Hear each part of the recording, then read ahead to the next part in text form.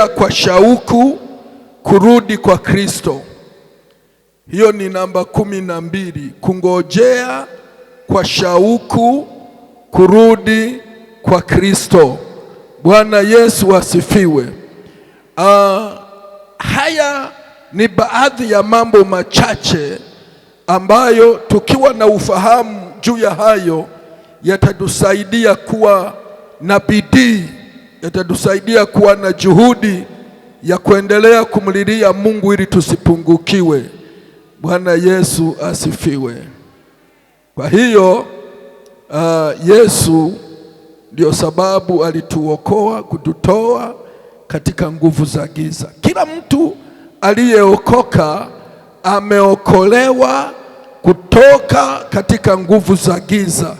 Bwana Yesu asifiwe. Sasa tusome katika Injili ya Mathayo sura ya 4 kuanzia mstari wa 8 mpaka wa 11. Mathayo 4 kuanzia 8 hadi 11 imeandikwa ya kwamba kisha Ibilisi akamchukua mpaka mlima mrefu mno.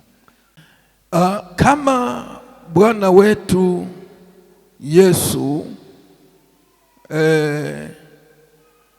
alivyochukuliwa na Ibilisi mpaka kwenye mlima mrefu, akaonyeshwa miliki zote za ulimwengu na fahari yake, akamwambia, haya yote nitakupa ukianguka na kunisujudia.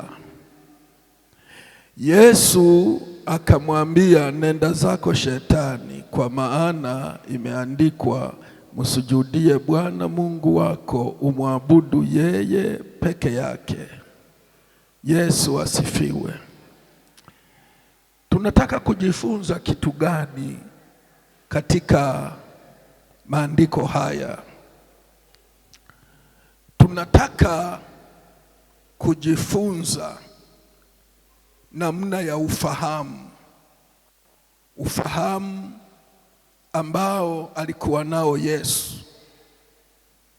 Na ule ufahamu ni ufahamu ambao Yesu anauweka kwetu ili utusaidie katika siku za maisha yetu. Na ufahamu huu ni ufahamu wa muhimu sana kwa kila mtu aliyeokoka, kwa sababu tunavyoishi ndivyo tunakutana na majaribu ya aina mbalimbali. Kwa hiyo tukipungukiwa ufahamu huu wa kimungu, tunaweza tukawa tunakutwa tunanaswa.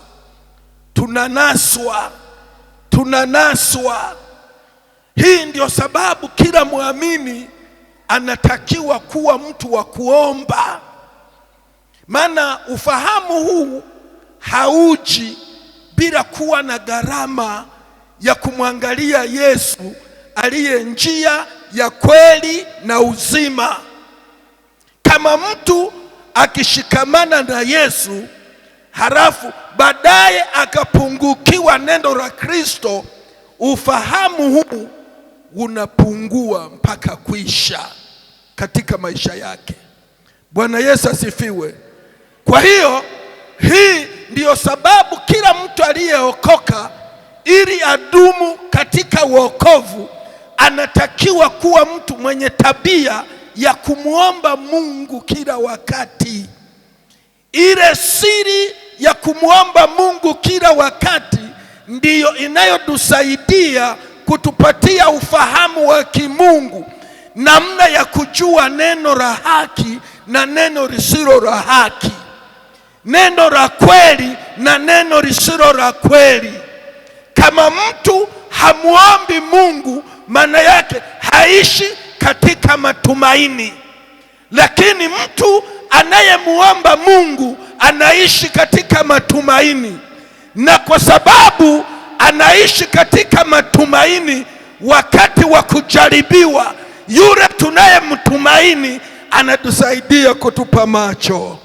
Bwana asifiwe sana, kwamba hii ni saa ya kujaribiwa, maana jambo la kimwili linasimama mbele yako na jambo la kiroho linasimama mbele yako, lakini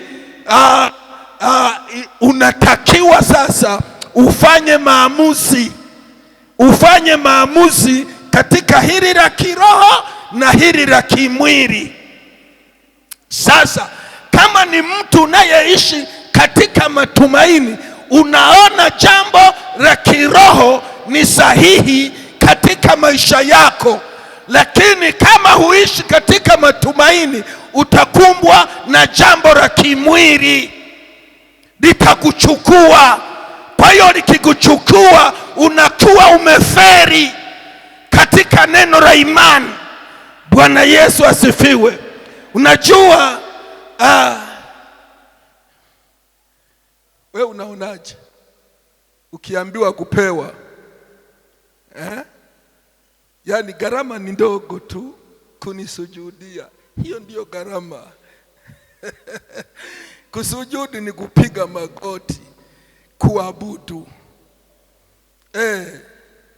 Sasa Yesu akagundua, akasema, mbona imeandikwa mwabudu Mungu peke yake? Sasa we unataka ni kuabudu kwa ajili ya hivi ulivyonionyesha. Yesu sijui kama tunaye wangapi wanaelewa nachokisema. Bwana asifiwe sana. Kwa hiyo kuna mitihani inakamata wa baba, inakamata wa mama, inakamata vijana, inakamata wazee. Wanashindwa kupambanua kwa sababu ya viwango vyao vya kuamini vidogo, viwango vyao vya kuamini yani vichache. Hawana nguvu nyingi ya kumpenda Mungu, maana maamuzi ya kumpenda Mungu yanaonekana kati ya njia mbili, kwamba uchaguzi wako utakuwa uchaguzi wa namna gani. Bwana Yesu asifiwe. Yesu alipoona shetani amemubana, akamwambia, nenda zako shetani, maana nimekwisha kukufahamu. Ni nzuri wapendwa, ni nzuri ukimtambua shetani na ukajua umeshafanya agano na Mungu aliye hai, kwa sababu unaelewa anayepaswa kuabudiwa ni Mungu peke yake. Lakini vitu vya hapa duniani hatujaruhusiwa kuviabudu. Yani mambo yote ya maisha yetu ya kibinadamu hatujaruhusiwa kuyaabudu. Kwa hiyo lazima tuwe na ufahamu, wa baba tuwe na ufahamu, wa mama tuwe na ufahamu, wazee vijana tuwe na ufahamu. Anayepaswa kuabudiwa ni mmoja tu, Mungu aliyeumba mbingu na nchi. Bas. Lakini wakati mwingine kazi zetu zinataka tuziabudu. Kazi zetu zinataka tuziabudu. Na kuna watu wamedondosha heshima ya Mungu kwa ajili ya kazi. Sina maana tusifanye kazi, lakini unapofanya kazi ipe mipaka, kwamba yuko aliye mkuu kuliko wewe, ambaye yeye ndiye aliyenipa hii kazi. Kwa hiyo unapokuwa umepokea ufahamu wa kumfahamu, unamheshimu, unamtii, unamnyenyekea, unampenda kuliko unavyoweza kupenda kitu chochote.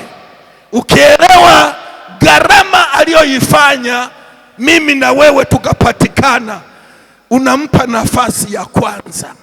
Sema amen. Bwana Yesu asifiwe. Huu ndio uwezo ulikuwa ndani ya Mwokozi wetu Yesu. Yesu angekosa uwezo huu ndani yake, yani ilikuwa anyanganywe mamlaka yote, ilikuwa anyanganywe kabisa kabisa, lakini alikuwa na ufahamu mkubwa wa kiajabu sana. Na ndivyo ambavyo leo Mungu anahitaji wewe na mimi tuwe na ufahamu huu mkubwa